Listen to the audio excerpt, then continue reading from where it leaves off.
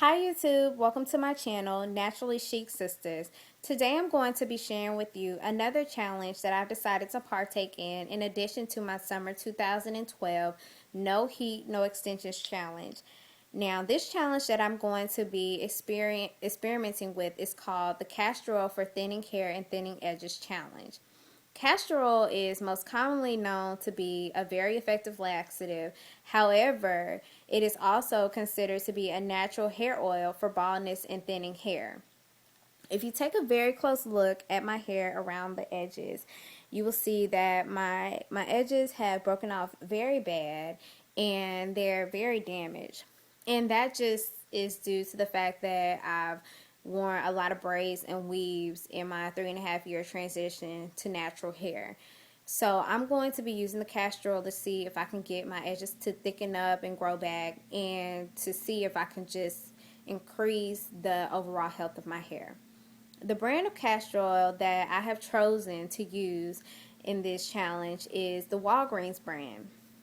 I know that a lot of people are raving about the Jamaican black castor oil. However, after viewing a few YouTube videos and after reading a few hair forums, I've read and seen that castor oil is basically castor oil, and a lot of people have shared that it doesn't really matter which brand that you use. If it's 100% castor oil and if it's cold pressed, then you will basically get the same results. So I'm going to give it a try. In addition to that, I'm also going to switch to the Jamaican black castor oil after approximately 2.5 weeks to see if there really is a difference, or if I basically get the same results. Now, I am not going to just use the castor oil itself. I'm going to create a mixture that is going to consist of tea tree oil, extra virgin coconut oil, and jojoba oil. Now, those three oils will help to dilute it because castor oil is extremely thick. I mean, it is extremely thick, extremely heavy, and so when you dilute it, it just gets rid of that thickiness. And so I'm going to be explaining the benefits of the other oils that I'll be using in my hair.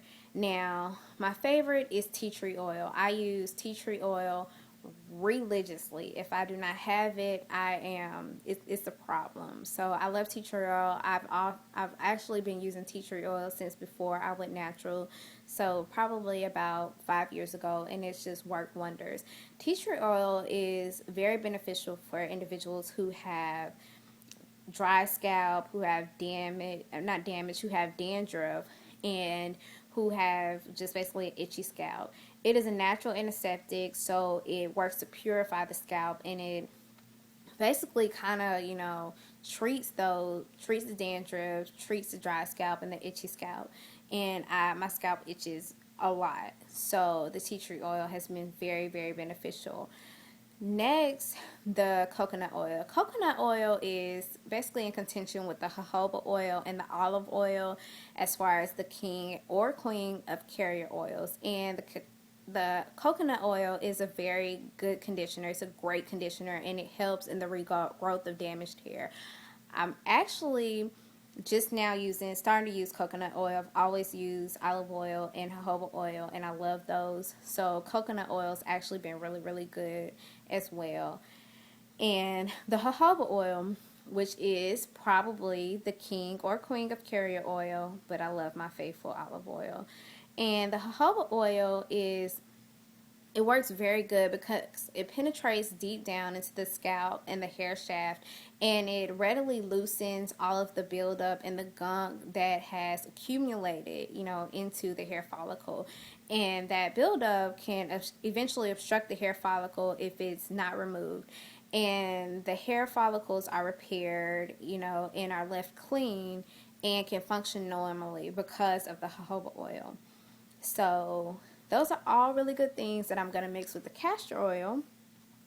And I'm going to use equal parts of those oils, except for the tea tree oil. I'm going to just do a few drops of tea tree oil because you really don't need a lot to get the effects of the tea tree oil. And I'm going to mix it together. And I'm going to use it as a pre-poo. And on my days that I co-wash, I'm going to use it as a pre-conditioner, I guess. So As a pre-poo, which I'm going to do right now, I'm going to part my hair in small sections and apply the castor oil mixture to my scalp. I'm not going to comb it through. I'm just going to apply it to my scalp and to the ends of my hair. And I'm going to let it sit on my hair, covered by a plastic cap for approximately 1 to 2 hours, and just let it really just condition my scalp and just work its magic. And after that, I'm going to wash it out, and then I'm going to shampoo my hair. I'm going to shampoo my hair with what I have found to be one of the best moisturizing shampoo or conditioning shampoos that I've ever used, and it is sulfate free, so it will not strip your hair. It is the Shea Moisture's moisture retention shampoo, and I found it in Walgreens. However, you can also find it in Walmart, but it was cheaper in Walgreens, and that kind of surprised me. But it was cheaper in Walgreens, and I love it. And you don't need a lot, to get the full effect of it. So I'm going to shampoo with that Shea Moisture's moisture retention shampoo. And then after I shampoo, I'm going to do my conditioner mixture. My conditioner mixture consists of Giovanni's Tea Tree conditioner, which I love. It's also in Walmart, and it looks like I'm going to need some very soon. It's in Walmart, but I got mine from my health food store. And I'm going to use that. I use that mixed with a tablespoon of olive oil and a few drops of tea tree oil, and I'm going to add a tablespoon of castor oil.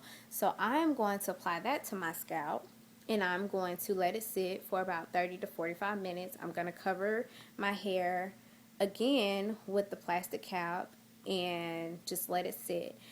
Once that's finished, I'm going to rinse it out of my hair, and then I'm going to apply the castor oil to my edges and the nape of my hair and to the ends of my hair, just because I heard that it's an excellent sealant, seals in moisture. So I'm going to use it for that.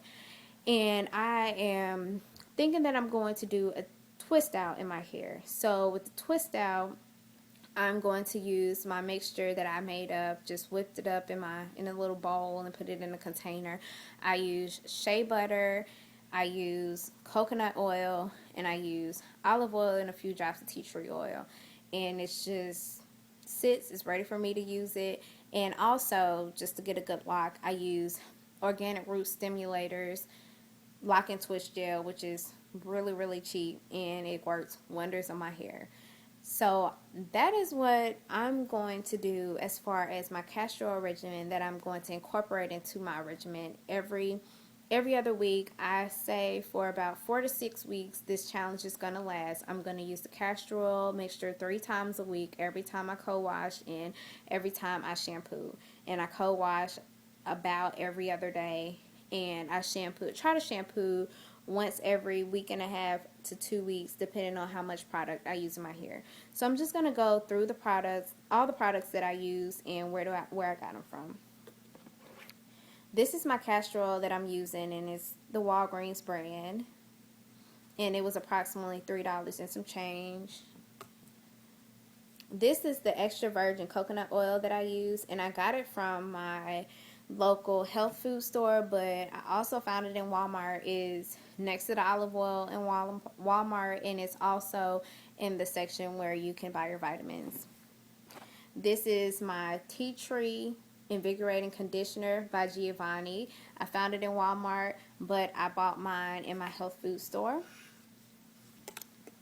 And this is the Shea Moisture's moisture retention shampoo. I bought it in Walgreens. It was about $7 in Walgreens, but it's actually almost $11 in Walmart. So I say get this from Walgreens. And this is my tea tree oil, and I found this in my health food store for about $7, but they also have it in Walmart over where you buy your vitamins. This is my 100% pure jojoba oil, and I bought it in my health food store. It was $7. And this is my extra virgin olive oil that I bought at Walmart, and you can buy extra virgin olive oil anywhere. The organic root stimulator lock and twist gel, you can find it in just about anywhere. I bought mine in Walmart. It's about $3. The raw shea butter, which comes in clumps, I bought it in my local beauty supply store, and that was about $7. So I hope this has been helpful to anyone who's trying to figure out how to incorporate castor oil into their weekly hair regimen. Excuse me. So, you just got to do what's best for your hair. If I figure out that using the castor oil 3 times a week is not been doing good for my hair, it's actually too oily, then I'll probably reduce it. But for now, I'm going to try it three times a week before I shampoo and before I condition, and then use it as a sealant on my ends. And hopefully you find out what's best for you and can take some tips from this video. And I will leave all the products that I use in the comment box below. And if you have any questions, just let me know. Thanks.